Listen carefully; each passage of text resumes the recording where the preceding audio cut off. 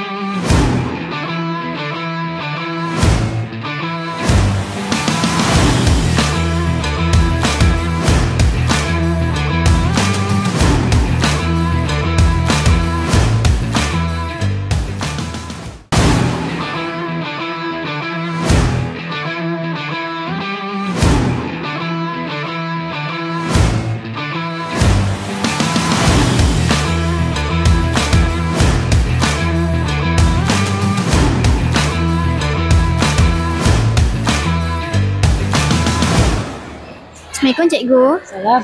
Tahniah atas kejayaan Cikgu. Terima kasih. Sebelum tu boleh tak Cikgu ulaskan tentang permainan tadi? Okey, Alhamdulillah, syukur Alhamdulillah tim SKJJ berjaya hari ini. Alhamdulillah mereka bermain dengan sangat baik hari ini berbanding dengan semalam lah. Tahniah Cikgu, terima kasih. Terima kasih. Tadi perlawanan yang agak menarik SKBJ, satu pasukan yang memang kuat. Kita akui kekuatan SKBJ dan SKBJ mempunyai pemain-pemain yang berkualiti. Cumanya kita dapat mengekang perlawanan tersebut agar dia bermain mengikut corak kita. Dan bila kita dapat mengikut corak kita, kita boleh mengatasi sedikit kekuatan yang SKBJ ada. Dan diharapkan SKBJ teruskan melahirkan produk-produk yang baik dalam pasukan member ini. Terima kasih Cikgu. Tahniah. Teruskan berjaya SKBJ. Akhirnya, terjawab teka-teki pasukan manakah yang akan menjadi juara. Tahniah dan syabas kepada semua pasukan yang menyertai kejohanan. Akhir kata, teruskan semangat juang anda. Saya Sharifah Zauna Uzmah dari TV PSS SKBJ Gemilang.